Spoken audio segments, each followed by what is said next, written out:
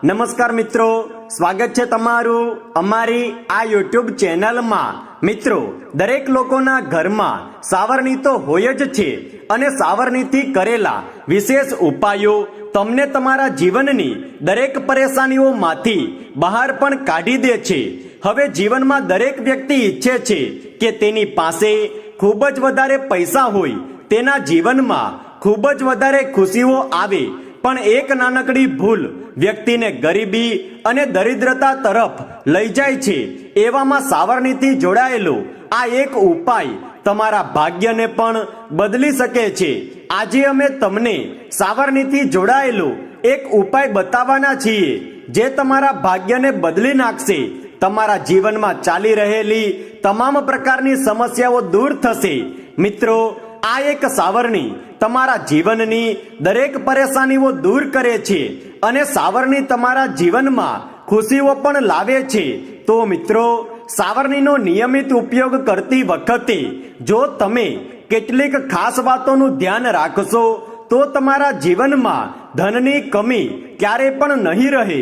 હંમેશા એક વાત યાદ રાખો કે સૂર્યાસ્ત થયા પછી તમારા ઘરમાં ક્યારેય પણ સાવરણી ન લગાવો, એટલે કે કચરો ન કાઢો, અને જો સાવરણી લગાવવી ખૂબ જ જરૂરી હોય તો તમે કચરાને તો તમારા ઘરની બહાર ન કાઢો, એક જગ્યાએ એકઠું કરી નાખો અને પછી સવારે આ કચરાને ઘરની બહાર કાઢી શકો છો। પરંતુ સૂર્યાસ્ત થઈ ગયા પછી ઘરમાંથી કચરો ન કાઢવો જોઈએ। જ્યારે પણ તમે સાવરણીનો ઉપયોગ કરો ત્યારે તેને સાફ કરીને પછી જ મૂકો, એટલે કે જ્યારે પણ તમે ઘરમાંથી કચરો કાઢી નાખો તેના પછી સાવરણીને પણ સાફ કરો અને પછી જ કોઈ જગ્યાએ મૂકો। અને જો સંભવ હોય તો સાવરણીને પાણીથી ધોઈ પણ નાખવી જોઈએ, પરંતુ ધોયા પછી સુકાવો જરૂર। ભીની સાવરણી ક્યારેય પણ ન મૂકો, કારણ કે ભીની સાવરણી ઘરમાં નકારાત્મક ઉર્જાને વધારે છે। તો આ વાતોનું તમારે ધ્યાન રાખવું જોઈએ। મિત્રો, જ્યારે પણ તમે નવી સાવરણી ખરીદીને લાવો તો તેના ઉપર સફેદ દોરો કે મૌલી એટલે કે લાલ રંગનો દોરો અવશ્ય બાંધો। તેના પછી સાવરણીનો ઉપયોગ કરવાનું શરૂ કરો। આનાથી લક્ષ્મી સ્થિર રહે છે। સ્થિર લક્ષ્મી માટે સાવરણી પર સફેદ કે લાલ દોરો બાંધવો અતિ આવશ્યક છે। માનવામાં આવે છે કે જો તમે સપનામાં સાવરણી જુઓ તો એનો મતલબ એ થાય છે કે હવે તમને કોઈ મોટું નુકસાન થવાનું છે, આર્થિક નુકસાન। એટલા માટે તમે સાવધાન રહો। એટલે જ્યારે પણ તમે ખરાબ સપનું જુઓ તો ગાયને જઈને કાનમાં તમારું સપનું કહી દો, કે પછી કોઈ વૃક્ષની સામે ઊભા રહીને તમે તેને તમારું સપનું કહી દો। આનાથી તમારું ખરાબ સપનું તેનો દુષ્પ્રભાવ તમારા પર નહીં પાડી શકે। પછી જો તમે ઈચ્છો તો શિવજીના મંદિરે જઈને શિવલિંગ ઉપર એક લોટો જળ અર્પિત કરી દો। આનાથી પણ ખરાબ સપનાનો પ્રભાવ તમારા પર નહીં પડે। ઘણી વખત એવું થાય છે કે તમારા ઘરે સાવરણી તો છે, પરંતુ તમે તેનો ઉપયોગ નથી કરતા। પરંતુ શું તમે જાણો છો કે લાંબા સમયથી ઉપયોગમાં ન લેવાતી સાવરણીને ઘરમાં ન રાખવી જોઈએ, કારણ કે આ જૂની સાવરણી તમારા ઘરની બરકતને ધીમે ધીમે પોતાની સાથે જ સમાપ્ત કરતી જાય છે।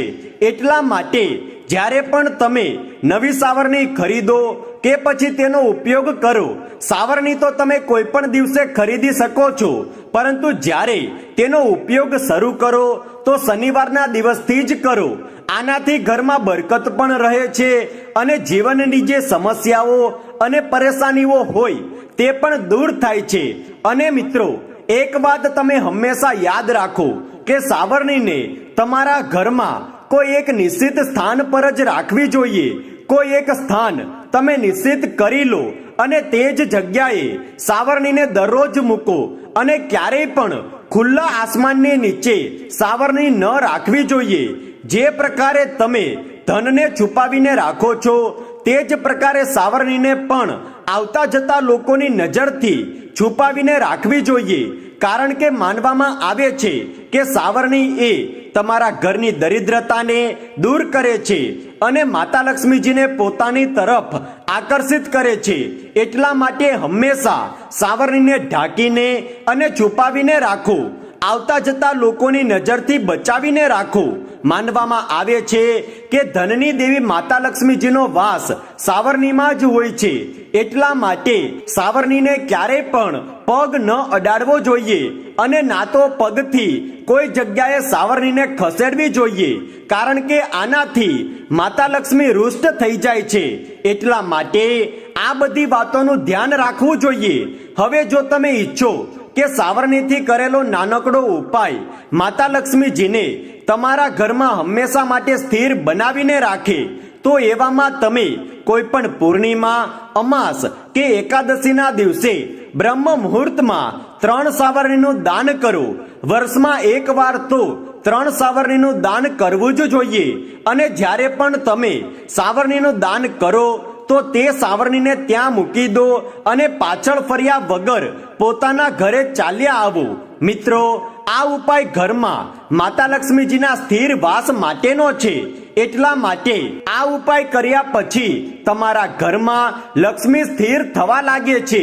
અને જ્યારે તમે મંદિરમાં સાવરણીનું દાન કરો તો સવારના સમયે જ કરો.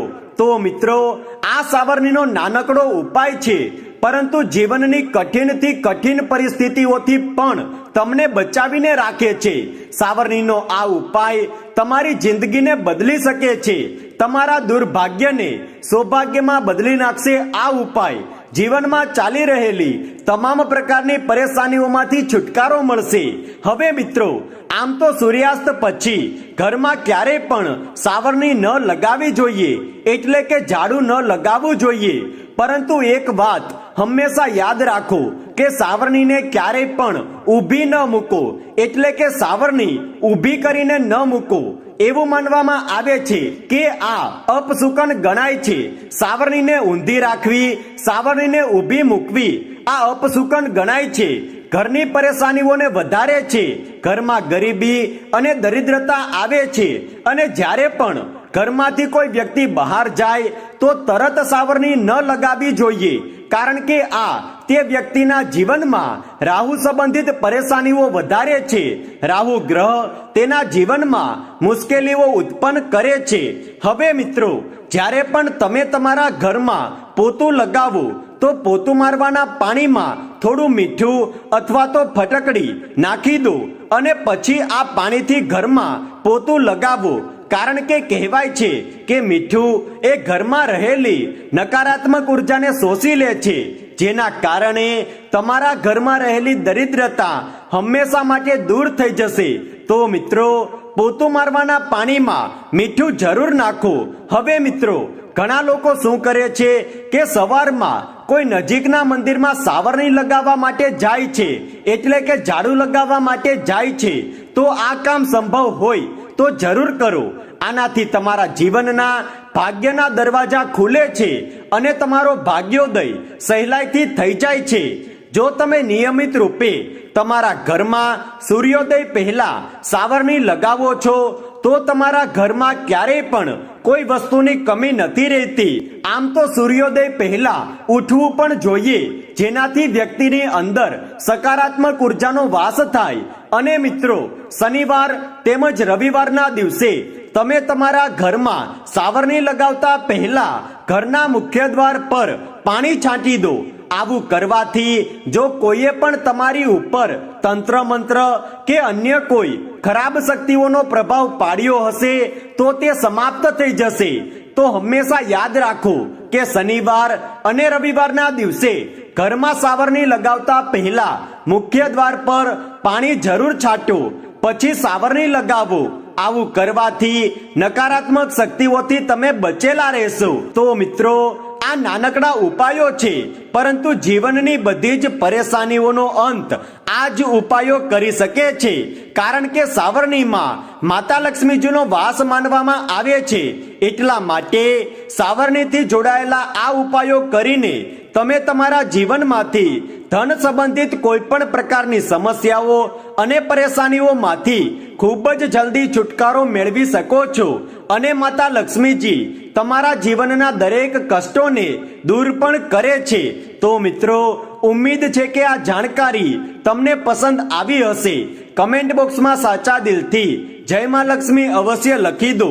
જો આ વિડીયો તમને પસંદ આવ્યો હોય તો લાઈક કરો, શેર કરો અને જો તમે અમારી ચેનલ પર નવા છો તો ચેનલને સબસ્ક્રાઇબ કરવાનું ના ભૂલતા. ધન્યવાદ.